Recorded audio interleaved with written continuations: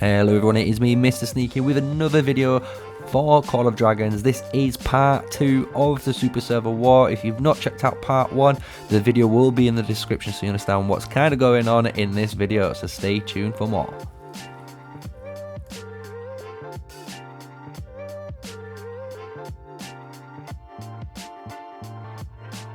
Hello everyone, it is me, MrSneakyy, with another video, and as you can see, it is basically a continuation of part 1. If you've not seen it, go and check it out. As a quick reminder basically to everyone, just to refresh your minds, Zero Fox did an amazing move to basically pressure this pass 3 down here, and as you can see, there was some leaks in the AoE blocks that they did do. As you can see, there's 2 castles right here, causing mayhem, basically trying to create more space for more castles to appear.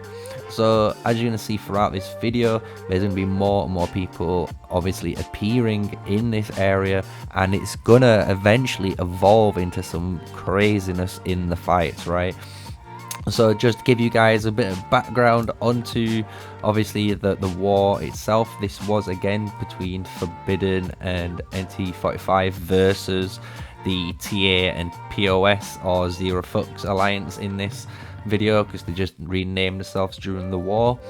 As you can see, it was a really close fight. I say it was a really close fight. It was a really smart fight. Forbidden were doing some great fighting, basically doing almost like a 1v2 job sometimes when they needed to on their own, fronts. But it wasn't obviously enough for the full defense on every point, because if you guys not watched Boss Nasty videos, this was only one of the fronts. I'm only covering one of the fronts of the fight, and this was a really big major front that you're gonna see gets developed over time. So as you can see, another person does enter the fray. So there's 3 castles here, and you can see they're gonna start popping out of the castles, just trying to force some people to make the mistake and target them, because if they target them, it's going to pull their marchers out of position and obviously allow more and more of these cities to get in. And this is honestly a really good idea if you're ever in this situation yourself.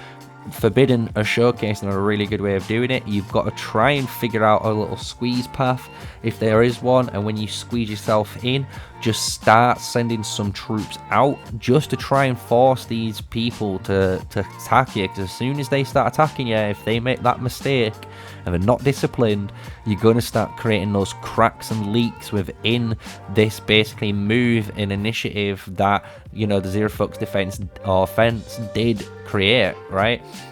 So as you can see, more and more of them are popping out, and more of them are fighting, trying to force more space to be available on their side. And you can see there's some great open field fighting. You can see some great pairings here with Wildea and Lilias. You can see Nika there at the top fighting with, I think that is a Madeline behind her. We'll soon see when the skill cycles trigger. You've got Nico with Guanwins and all sorts. So as you can see, it keeps developing more. This is just another flash of the continuation. This goes on for quite a while. It is a long process that they were trying to push through and get people into position to defend. But as you're going to soon see again, look, another 2 just start to appear, and this is when things start, in my eyes, to start getting a bit shaky, and it's a bit of a what's going to happen now, because as you can see, Forbidden do have members on the open field. They have members now able to do some sort of defense against the Zero Fox plan. And if you're wondering what the Zero Fox plan is, if you just saw it at the top of your screen, they are building a flag to enable them to rally the pass. And being able to rally the pass, it would cut off all of Forbidden's territory. So it is a very ambitious move, and a very, very clever move as well, to disconnect all of the buffs and disconnect all of the territory that Forbidden basically had in Zone 3, as well as a lot of in Zone 2, because this was during the bot side of Zone 2. So as you can see, it is a very interesting fight in that regard. But Forbidden did drop their giant bear, as you can see, and the giant bear got taken away. This is what a lot of people are seeing. You see this bear disappear. It got summoned, it was trying to do its job, but then it got lured away. However, it's not done. It just comes straight back into the open field. Whoever took it away didn't do a good enough job keeping it taunted. It must have de-aggroed off him, and now this for Forbidden was an insane tempo swing. I didn't think they were going to succeed in this little push here, but because of that miscommunication or that mechanic management from whoever did try to take that aggro from the giant bear, now made this giant bear go even closer to the fight, and this is what develops, and it is what becomes the next probably 5 to 6 hours of this server. This fight becomes insane. It is just two giant open field combat murder balls operating on the top and bottom side. So you can see the Forbidden are hugging more towards the right and central of their zone, while the Zero Fucks have to go off territory to build their flag. That's the one thing you just got to remember when they're fighting. Anyone in this top zone, this flag's not built, but they are trying to build it. So it is at 40% so far. And as you're going to see, it's going to slowly progress over time as the video goes through, and eventually you're going to see more development of the fight, which is even more crazy on my behalf. But as you can see, there's some great time bombs, some great sword off artifact usage here from Forbidden. They are killing Zero Fucks, and they are causing a really big issue because they are defending the area. There's no disputing what's going on. They are defending the area very, very well for basically almost trying to be caught out of their time zone, because obviously that we would imagine they're asleep around now, or they might have been out of resources, or some sort of call was made obviously to fight now. So as you can see, they are doing their best to hold off, and they are doing a great job at holding off. But this is obviously going to progress into a more deeper and scarier situation the longer this fight progresses through for Forbidden, and I don't think they realize it because of the way the server has been fighting. And if you guys don't know what I'm talking about when I mention that, as you know, TA was fighting Forbidden on the north side of the map towards, I think it is, it's not Sophrastia, it's the one where I started in originally, I think it's Novula. Towards the north side of the map of Zone 2, basically, they were fighting TA on this side, while NT45 was fighting Zero Fucks and PoS at times.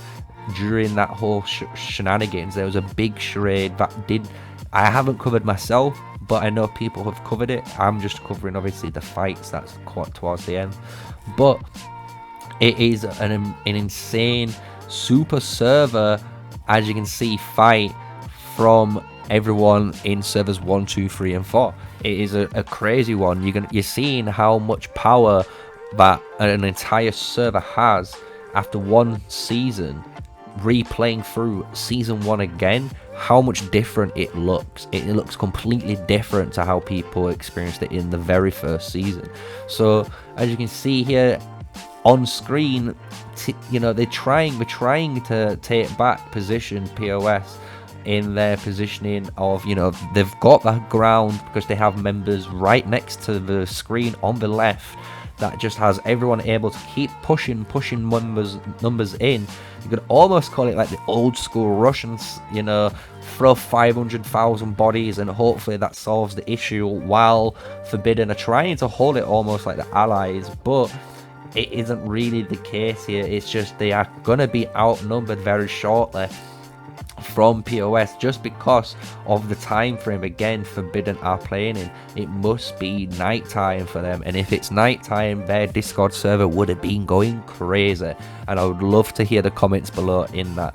So just to, you know, as a reminder, I know it's getting close to almost 10 minutes into this video of this commentary, as well as obviously giving you guys the updates of what's been going on in the super server. Smash a like, comment and subscribe, guys. I know you guys enjoy this content. I'm trying to get better at doing it, as well as give you guys the best, you know, information you're going to need, as well as guides, as well as the fun bits like this, and the Discord server that's coming up soon, so stay tuned for that. But as you can see, Forbidden did an amazing job here. This was a really powerful push they did. They dropped an amazing amount of troops to absolutely obliterate the builders, and that was a really big push on their behalf, pushing these builders. However, when you get into the actual nit and gritty of what's been going on, it comes apparent. PoS all that time was just buying time.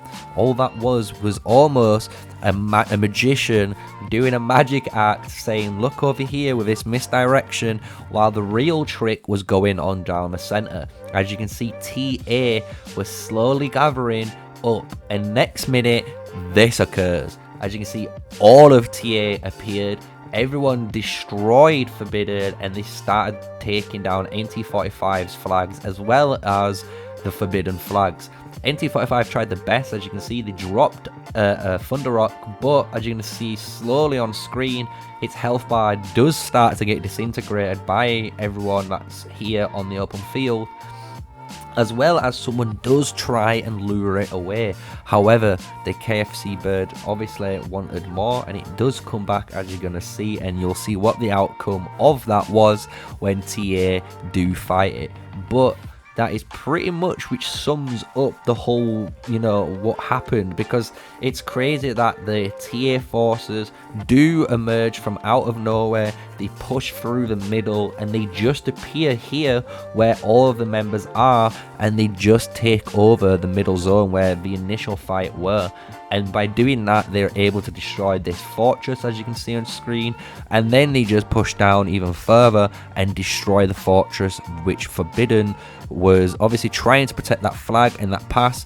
It gets taken, it gets destroyed, and because of that, it allows all of the PoS members to expand, and you're gonna be able to see that very soon. I do have an aftermath image of everything that occurs, so don't worry about it. But as you can see on the screen, this Thunder Rock tried its best to do it, but Junny and all the other guys in TA, shout outs to you guys just didn't care and started melting it. He does get taken away, as you can see. However, whoever again tried to take him away doesn't do the greatest job, or he might just lose aggro because it comes back. But no one cares. There you go. No one. They just killed it. They literally just killed the Thunder Rock. They didn't care about it being on the field. They just killed it. So this is what I woke up to the following morning. The Alliance fortress got destroyed. The flags are destroyed. The pass, as you can see towards the bottom right corner, it's no longer Forbidden. If you look on screen, I can't see a single Forbidden Alliance apart from Forbidden 1 up at the top. And when you do try and search for them, they are located all the way, I think, towards the north side. When I do find them, you know, eventually there they are. They are located towards the north side, but they are no longer in zone 3. They are no longer, it appears to be in zone 2. There is Forbidden 1 in zone 1, but that is it.